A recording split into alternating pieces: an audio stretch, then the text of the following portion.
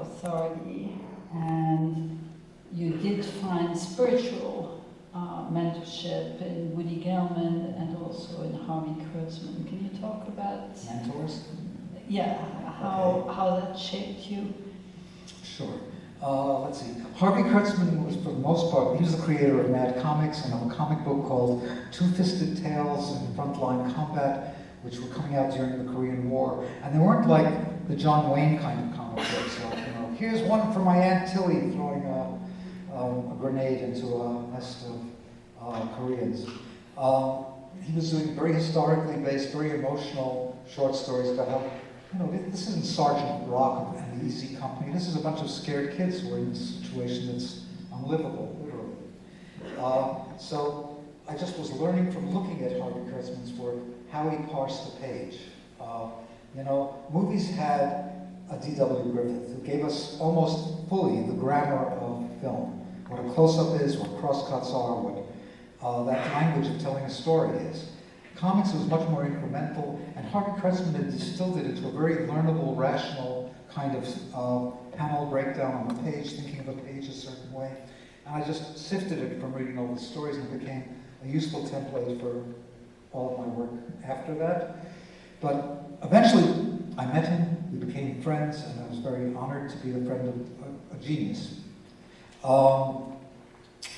Woody Gelman was a guy who was the creative director of Topps Bubblegum, Bazooka.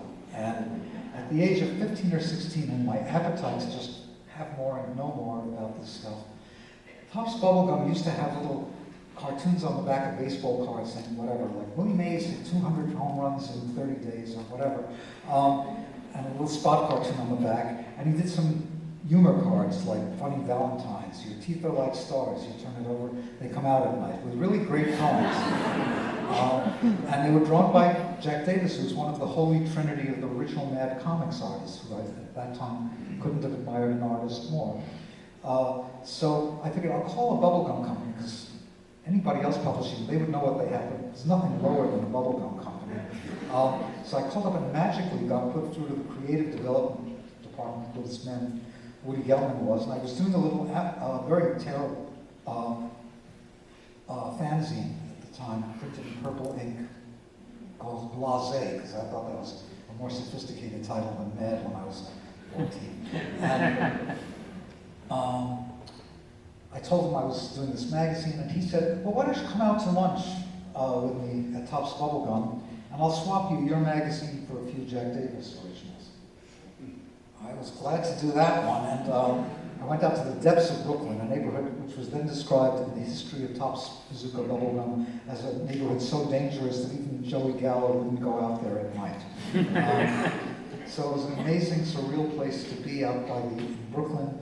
It had Unita Doll Factory right on top of the bubblegum cobblestone streets leading to this factory building that was originally for World War I munitions. And it was surreal. You'd walk past all these broken doll arms and heads that you'd be walking on that had been transported out the day before, and all of these stolen cars, the wreckage of which was there. Went up to this Topps Bubblegum company, met a really wonderful, avuncular man who had a passion for old printed ephemera, and especially for comics. He'd been not especially great comics artist, but had worked in comic books as well. He made the trade. I still have those few Jack Davis originals somewhere in my rubble of my house. And we had a great time because he'd never met a kid my age who knew almost as much about the old comics as he did. So we just got along well. Turns out as soon as I turned 18, I got a letter saying, would you like to work for a bubblegum company? He had put a little post-it on, well, they didn't have post-its, a little taped piece of paper over my magazine, put it in his files, and had a note to call me when I turned 18. And I really would have loved to, but because of the same reason I had to go to college to learn about sex and drugs, I had to go to college to avoid the draft. So I couldn't just join up with this best job I could ever have, but I did get a summer job with him, and it went from there. We worked really well together. I had a freelance job for as long as I wanted it, and I worked there for about 20 some odd years, mostly as a freelancer, but when I wanted to be in the office, I could always be there. And it was in that context that I was the creator of something that, if there's any older people here, they might remember something called Wacky Packs, which was feeding my math lessons back, so it would be like Crust toothpaste instead of Crest, or whatever, Toad detergent for cleaning your pet frogs, or Kami cleanser with a very anti-Bolshevik Uncle Sam on it, and so on. And then a generation later, with a student of mine, when I was teaching comics history and aesthetics at the School of Visual Arts, I invited him to be my assistant, and while I was there with him, we started something called Garbage Pail Kids, which is still very much with us. And at the time was one of my great experiences among many of being banned. Because Garbage Pail Kids made, I think it was the uncle of Manchin, the senator who's kind of a Republican in Democrats' clothing or something. Well, a relative of his, I think uncle, was higher up in the governmental hierarchy of Virginia, and he was outraged by Garbage Pail Kids. He was sputtering about them in the media, and wanted them banned in Virginia, and said, the kids who read this, it's like reading Mad. They don't learn any respect for their elders, they don't understand values, and these just cannot be allowed. And it put Garbage Pail Kids on the map from 1984 or 5 to now. So Woody was just an incredibly important man to me. His basement was filled with a giant library and archive of Sunday newspaper pages, original art, old advertising supplements, and it was at a time when nobody had that stuff. It was only seen as a fire hazard. But he had an amazing array of things. I'd go out to his house in Long Island with him, stay overnight, would be allowed to stay up in his basement and read and look at whatever I wanted. And he was very important in giving me a sense of direction, and even at placating my father, because from this maybe you could make a living. So speaking of being banned, one of the recent instances is McMinn County in Tennessee, and I remember, the evenings that when we heard about this, and you had to address it because you were asked by journalists to respond.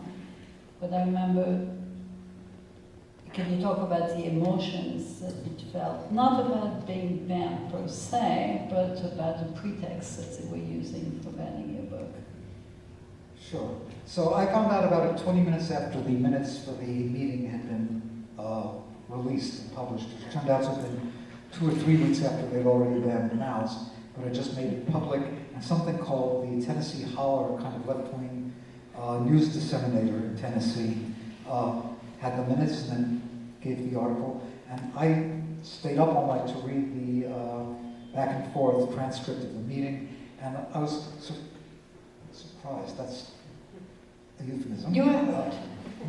I was hurt because of what happened in terms of how they talked about it. It has to do with, several things. At first, the natural way I felt was the way most people first got out there.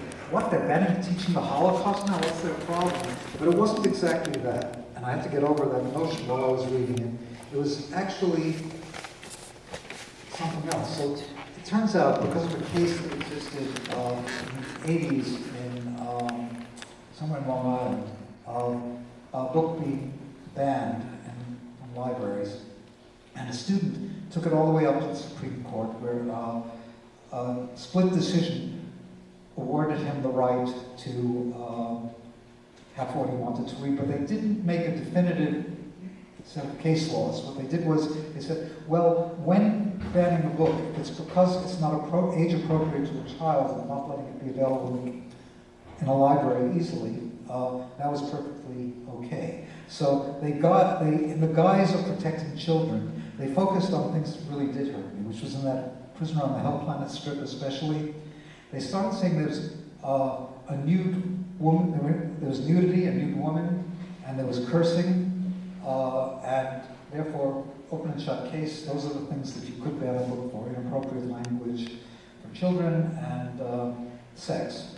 The thing that offended me so much was the nude woman, who was on one of those slides wandering by, was me trying to understand what my mother had done. She'd killed herself in the bathtub, taking an overdose of pills and also slashing her wrist. So she was sitting in a bloody bathtub.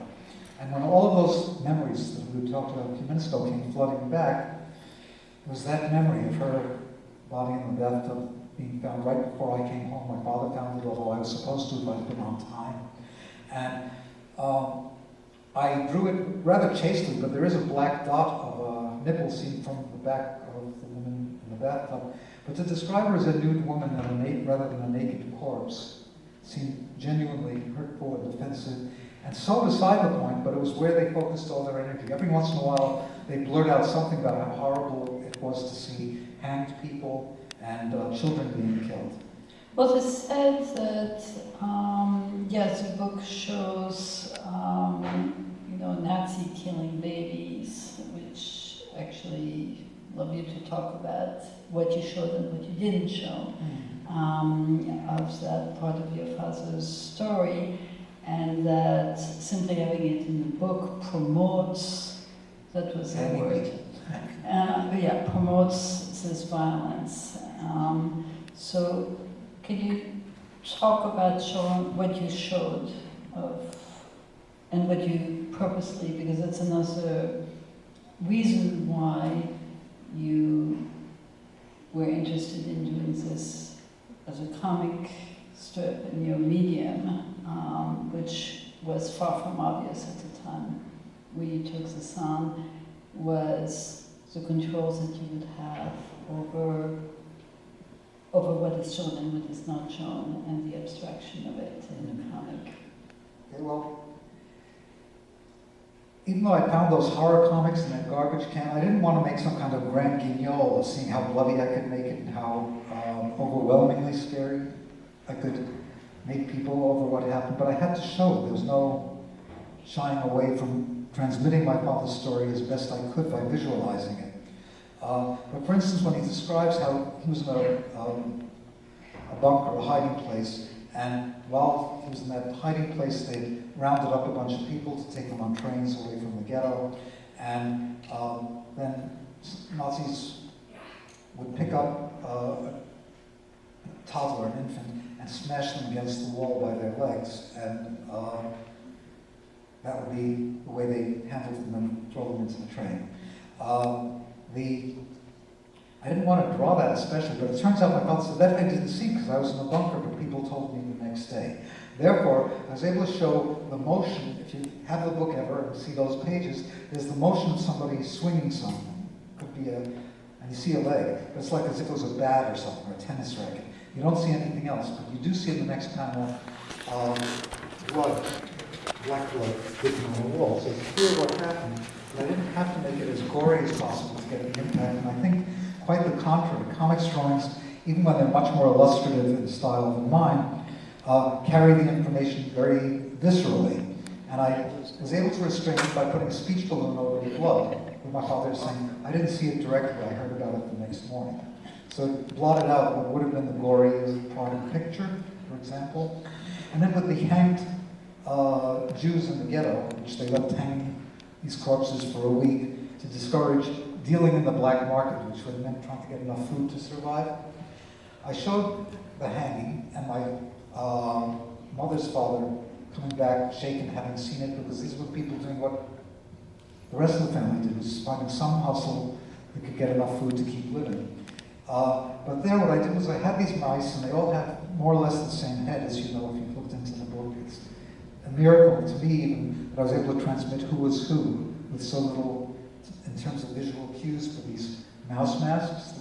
Relatively blank, inspired PS, and in parentheses by Little Orphan Annie's eyeballs. If you ever saw the comic strip version, it had just 2 discs for eyes, and I found it so much more evocative than the more expressive comics drawing in Mad even.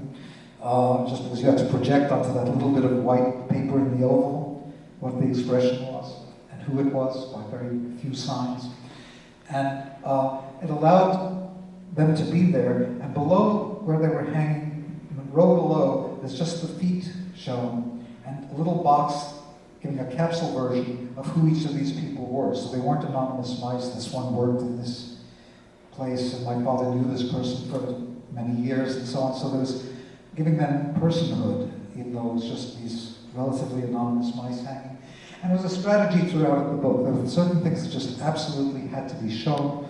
And I wasn't trying to shy away from it. I was just trying to figure out, how do I do it so the theater is in your head, not just on the paper where it is at, weirdly, a greater distance. And I found that the cat and mice metaphor made that very possible.